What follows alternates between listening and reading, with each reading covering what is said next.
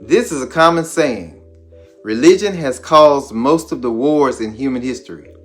Now you hear it in debates, you hear it on social media platforms, you hear it in classrooms, and people repeat it as if it's just common knowledge. Professors try to drill it in your head. But here's the question, is it really true?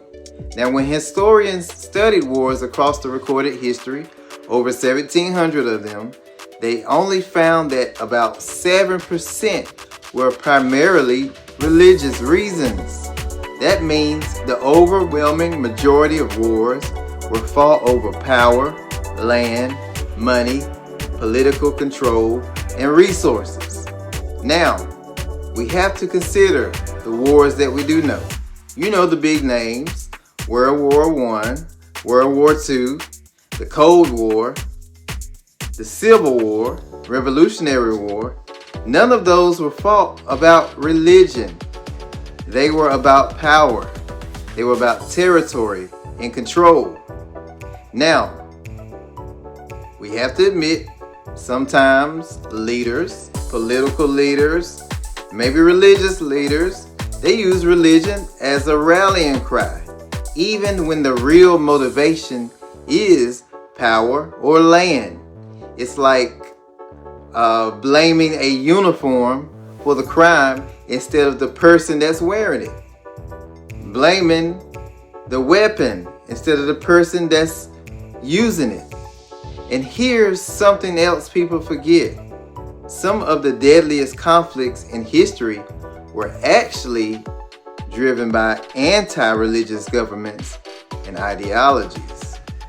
Places where religion were suppressed, not promoted.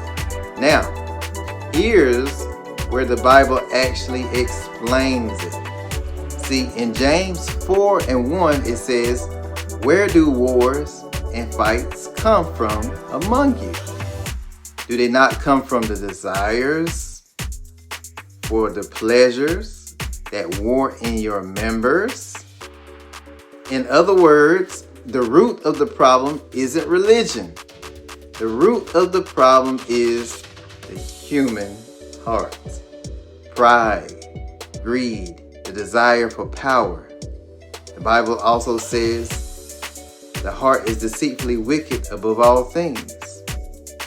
So sometimes people go into war by just following their heart.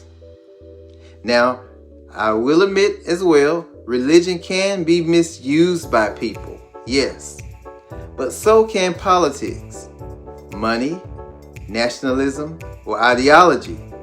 So when someone says religion causes most wars, I like to ask them a simple question. If religion disappeared tomorrow, would greed disappear too? Because if the problem is really the human heart, then removing religion wouldn't remove war.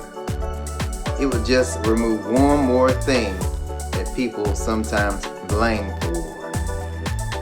So, that is the real question. That is the real solution. Faith in Jesus Christ, then there will be war no more. And that's what's coming soon. A new heaven and a new earth. Without blemish, without war, without hunger, without pain. Let's put our faith in God.